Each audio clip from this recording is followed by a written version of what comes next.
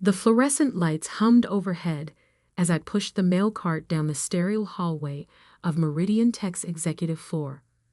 My hands, which once wrote code that powered Fortune 500 companies, now sorted through interdepartmental memos and junk mail. 15 years of dedication reduced to this, the vindictive punishment of a man who felt threatened by what he couldn't understand. "Morning, Diana," Marcus Wright, our newly appointed CEO, called out with fake cheerfulness as I passed his corner office.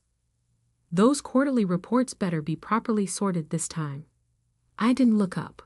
I didn't give him the satisfaction of seeing my face. Instead, I kept pushing my cart, letting the squeaking wheel punctuate the silence. Behind me, I heard his smug chuckle, the sound of a man who thought he'd won. What Marcus didn't know, what none of them knew, was that every mail delivery to the executive floor was also an opportunity. Each squeaky roll of my cart past their offices was another chance to observe, to listen, to gather intelligence that would prove invaluable in the months to come. Because while they saw a demoted senior developer pushing mail, I saw something else entirely. The final pieces of a plan 5 years in the making. It had started long before Marcus arrived with his MBA and his buzzwords about corporate restructuring. Back when I was still leading Meridian's core development team, I'd seen the signs. The slow erosion of innovation, the gradual shift towards short-term profits over long-term stability. I'd watched good people get pushed out, replaced by yes-men who knew how to talk about technology, but not how to build it. So I'd started planning, not out of revenge. Revenge is too simple, too emotional. No, I'd started planning because I saw an opportunity. While Meridian's leadership focused on quarterly earnings and stock buybacks, I focused on the future. "Ms. Walker," a quiet voice called out.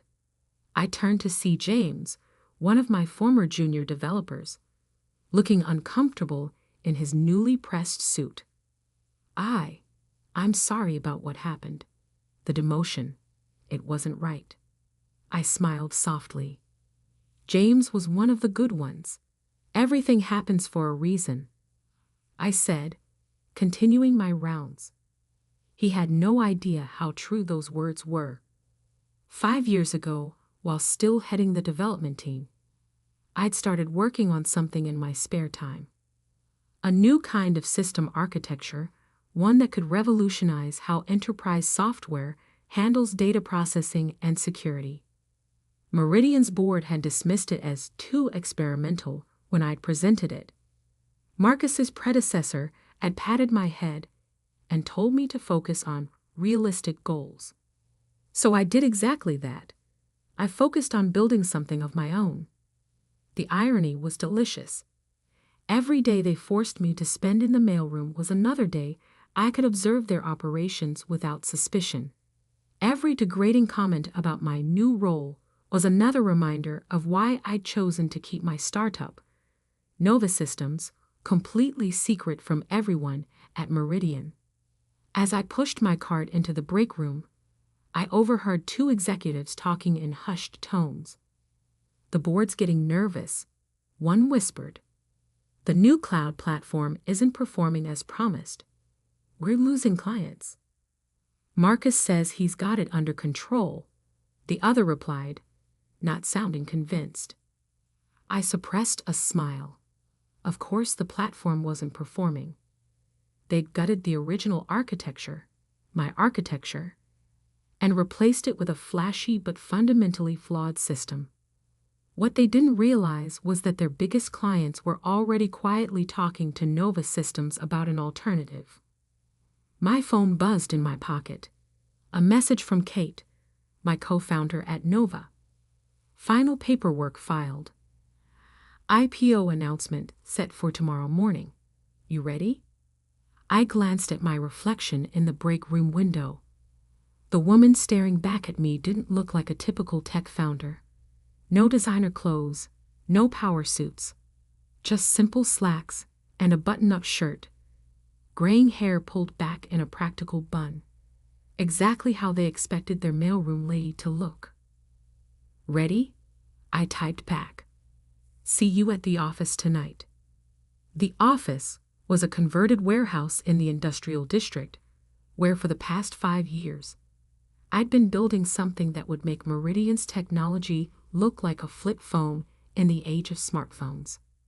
While they'd been forcing me into irrelevance, I'd been quietly assembling a team of the best developers in the industry. Many of them former Meridian employees who'd been similarly pushed aside.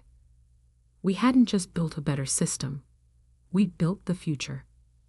As I finished my morning mail rounds, Marcus stepped out of his office, straightening his expensive tie.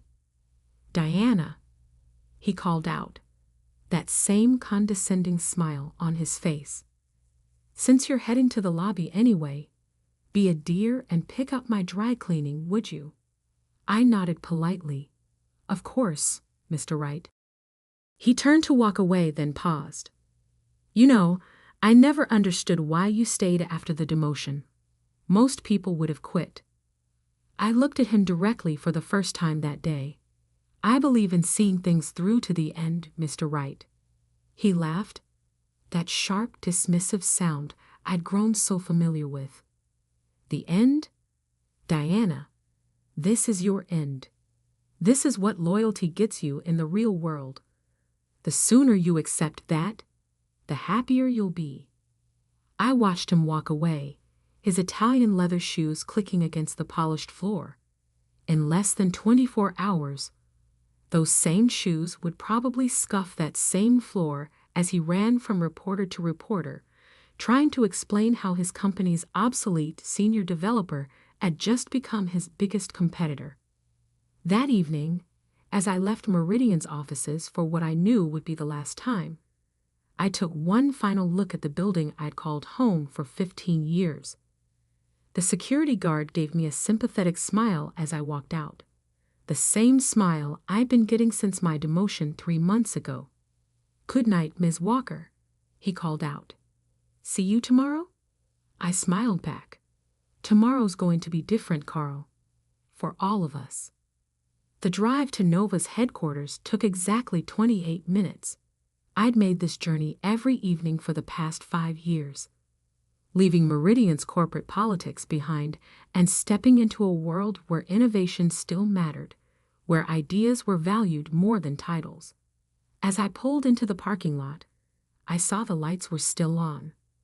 Through the large windows, I could see my team, brilliant minds from around the world, all brought together by a shared vision, and in many cases, a shared experience of being underestimated and overlooked. Kate met me at the door, tablet in hand, excitement barely contained. "Everything's ready," she said, falling into step beside me. "Press releases are queued, SEC filings are complete, and the trading floor is prepped for tomorrow's opening bell." I nodded, taking in the busy scene before me.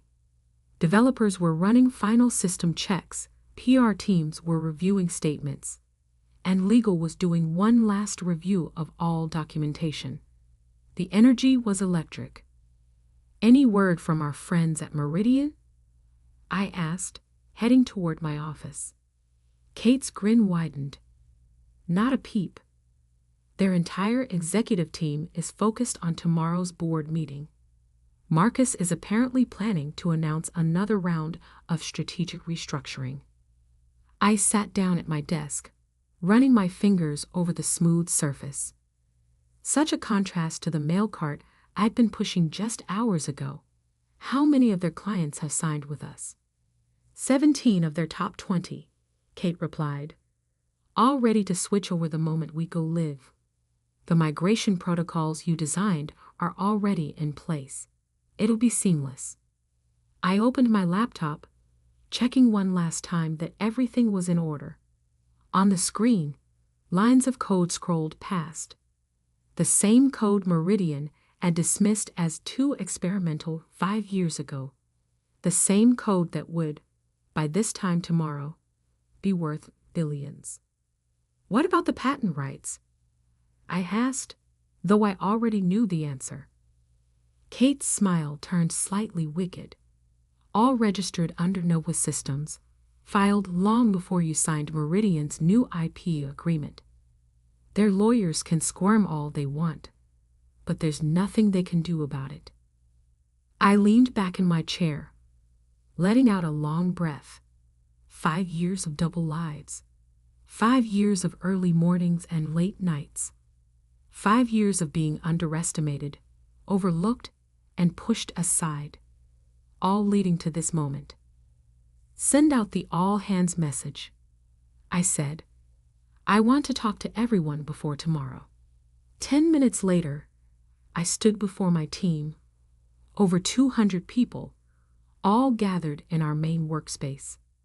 The contrast between this and Meridian's sterile corporate environment couldn't have been starker. Here, there was energy, purpose, passion. Tomorrow, I began, my voice carrying across the suddenly quiet room. Everything changes. Not just for us, but for the entire industry. Tomorrow, we show the world what happens when you value innovation over ego, collaboration over competition, and most importantly, when you recognize that great ideas can come from anywhere, even the mailroom. A ripple of knowing laughter spread through the crowd. Many of them knew my story. Some had similar stories of their own. But tonight, I want you to remember something. Success isn't about revenge. It's about vision. Every person in this room was chosen not because of their titles or their pedigrees, but because they dared to think differently. Tomorrow, we're not just launching a company. We're launching a revolution. The room erupted in applause as I looked out at the faces before me, excited, proud, determined. I felt a surge of emotion I hadn't expected. This wasn't just about proving Meridian wrong. It was about proving that there was still room in the tech world for real innovation, for people who cared more about creating something meaningful than climbing the corporate ladder. Later that night, as the last of the team headed home, Kate found me still in my office, staring out at the city lights. "Second thoughts?" she asked, leaning against the doorframe. I shook my head, just thinking about tomorrow. About Marcus's face when he realizes who really owns the technology that could save his company. Are you going to take his call when it comes? Oh, it won't be just his call, I said, turning to face her. By noon tomorrow, every major tech company in the country will be calling. And for the first time in my career, I'll be the one deciding who gets to be heard. Kate nodded, understanding in her eyes. Get some sleep, Diana. Tomorrow's going to be a long day. As I gathered my things to leave, I caught my reflection again in the window. The same practical clothes, the same simple hairstyle. But the woman looking back at me now stood differently. Shoulders straight, head high, eyes clear. Tomorrow, the world would know what Marcus Wright and the entire Meridian executive team had failed to see.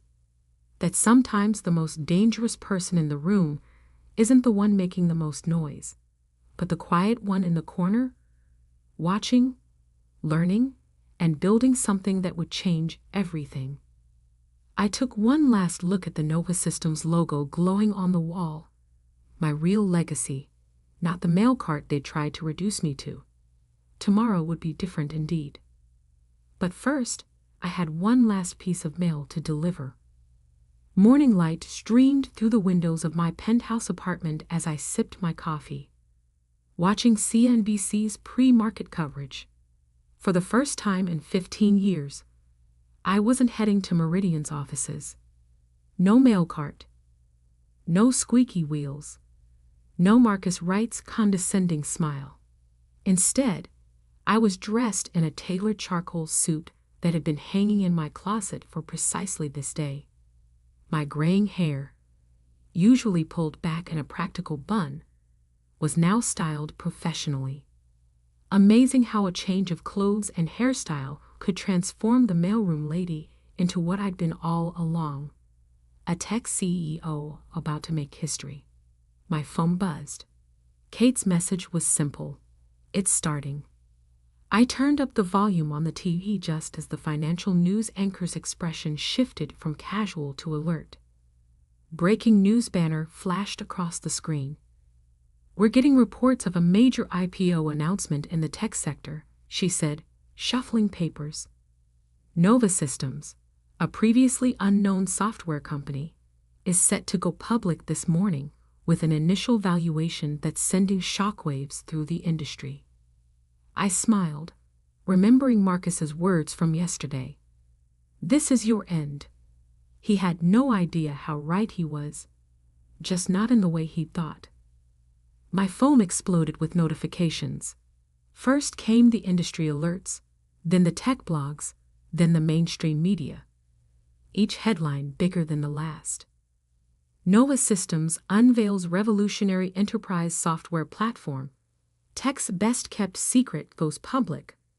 Unknown company poised to disrupt cloud computing market. But my favorite was from TechCrunch. Nova Systems CEO Diana Walker, the mailroom executive who built a billion-dollar empire in secret. At 8:15 a.m., exactly when Meridian's executive team would be gathering for their morning meeting, my phone rang. Marcus Wright's name flashed on the screen. I let it go to voicemail. Instead, I opened my laptop to a secure feed from Meridian's lobby. A perk of having built their security systems, I still had backdoor access to their cameras. The scene was chaos. Reporters were flooding the entrance, all hoping to get a comment about Nova Systems, about me, about the technology that Meridian had dismissed years ago. Through the feed, I watched Marcus arrive, his usual swagger replaced by barely contained panic. He was already on his phone, likely trying my number again. The security guard, Carl, stopped him to say something. I couldn't hear the words, but I could read Carl's lips. Ms. Walker won't be coming in today. Kate arrived at my apartment at 8:45 a.m., practically bouncing with energy. The stock opens in 45 minutes, she announced, setting up her laptop. The trading floor is insane. Initial orders are triple what we projected. I nodded, still watching the Meridian feed. The board members were arriving now, each looking more grim than the last. They knew what this meant. Nova Systems wasn't just another competitor. We owned the patents to technology that Meridian desperately needed. Diana, Kate said softly, you should see this. She turned her laptop toward me. On the screen was an email from James, my former junior developer at Meridian. Ms. Walker, the office is in chaos. Marcus just had a meltdown in the executive meeting when legal confirmed that Nova owns the patent rights. He kept screaming about how he had you pushing mail for 3 months while you were building an empire. I just wanted you to know. We're all cheering for you. James P.S. Are you hiring? I was about to reply when my phone rang again. This time, it was Meridian's board chairman, Theodore Mills. Unlike Marcus's calls, this one I would answer. Good morning, Ted, I said calmly. Diana. His voice was tight, controlled. I believe we need to talk. We are talking. You know what I mean. The board is meeting now. We would appreciate your presence. I let the silence stretch for a moment. The same board that approved my demotion to mailroom clerk. That was a regrettable decision. One we're prepared to rectify immediately. Name your terms. I glanced at Kate, who was showing me the latest pre-market numbers. Nova's valuation had just crossed $10 billion. My terms, I said, keeping my voice level. Ted, I don't think you understand. I'm not looking for a better position at Meridian. I'm not looking for an apology. I'm not even looking for revenge. I'm looking forward. Something Meridian stopped doing a long time ago. We can match any offer, he said quickly. Whatever Nova's worth, we can. Goodbye, Ted? I cut him off. I have a stock exchange to open. The next hour passed in a blur of preparations. A car was waiting to take us to the exchange. Kate handled last-minute press inquiries while I reviewed my remarks. But before we left, I had one last piece of business to attend to. I opened my email and composed a message to Meridian's all-staff list, an address I technically shouldn't still have access to. But then again, I'd built their email system too. Dear Meridian colleagues, by now, you've heard about Nova Systems. Some of you knew me as the senior developer who was demoted to the mailroom. Others only knew me as the quiet woman who delivered your mail and picked up your dry cleaning. What none of you knew was that every day I spent pushing that mail cart was another day I spent learning. Learning who really drove innovation at Meridian. Learning who had the courage to think differently. Learning who treated people with respect, regardless of their title. To those who showed kindness when you thought I had nothing to offer, thank you. Your humanity was noted. To those who took pleasure in reminding me of my place, thank you as well. Your arrogance was equally noted. Nova Systems is now accepting applications. We hire based on talent, creativity, and character, not titles or pedigrees. You know where to find us. Warmest regards, Diana Walker, CEO, Nova Systems. I hit send just as Kate announced it was time to leave. In the car, watching the city speed by, I thought about how different this commute was from my usual morning drive to Meridian. Same streets, same traffic, but everything had changed. At the stock exchange, the energy was electric. Photographers called my name, a name none of them had known yesterday. Reporters shouted questions. Through it all, I maintained the same calm demeanor that had served me so well in the mailroom. As we approached the opening bell, Kate squeezed my hand.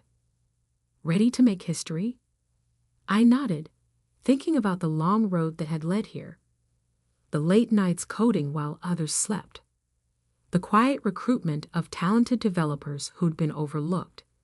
The careful planning and perfect patience. The bell rang. Nova Systems was officially public. Within minutes, the stock price had doubled. By lunch, it had tripled.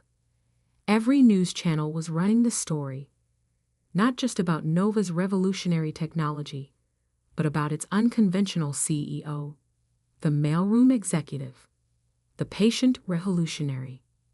Back at Meridian, Marcus Wright was discovering exactly what it meant to underestimate the wrong person.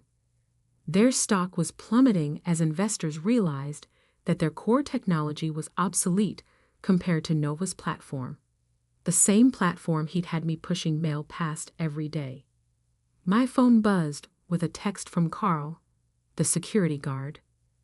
Mr. Wright just left the building. He was carrying a box. Guess someone else will be delivering the mail now. I smiled, but not out of satisfaction at Marcus's downfall. I smiled because this wasn't the end of the story. It was just the beginning. That evening, after the interviews and celebrations, I returned to Nova's headquarters. The team was still there, watching the news coverage, cheering every headline. But I headed straight to my office, where a package waited on my desk. Inside was a mail cart name tag, my old one from Meridian. Under it was a note from Kate, "Never forget where we started." I pinned the name tag to my office wall, right next to Nova's first patent filing. A reminder that success isn't about where you sit in an office. It's about what you build when no one's watching. My phone buzzed one last time. A message from James. Just submitted my resignation at Meridian. Along with half the development team. Your email inspired us. Hope that application portal is ready. I looked out at my team.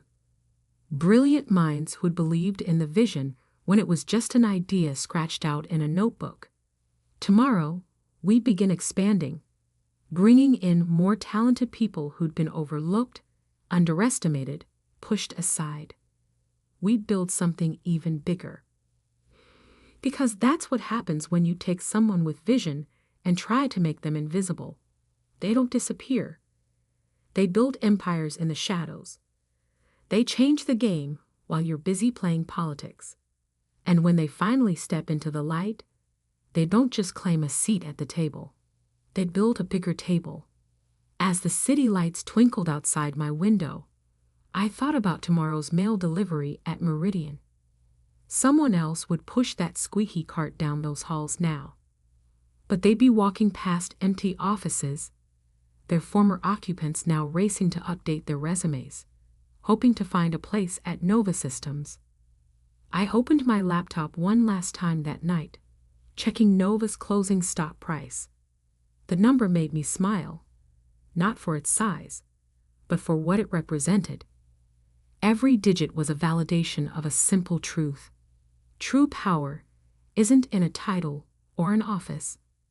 It's in the quiet certainty that comes from knowing exactly who you are and what you're capable of. Marcus had told me to know my place. Well, now everyone knew exactly where that place was, at the helm of the company that had just disrupted the entire industry. Not bad for a mailroom clerk.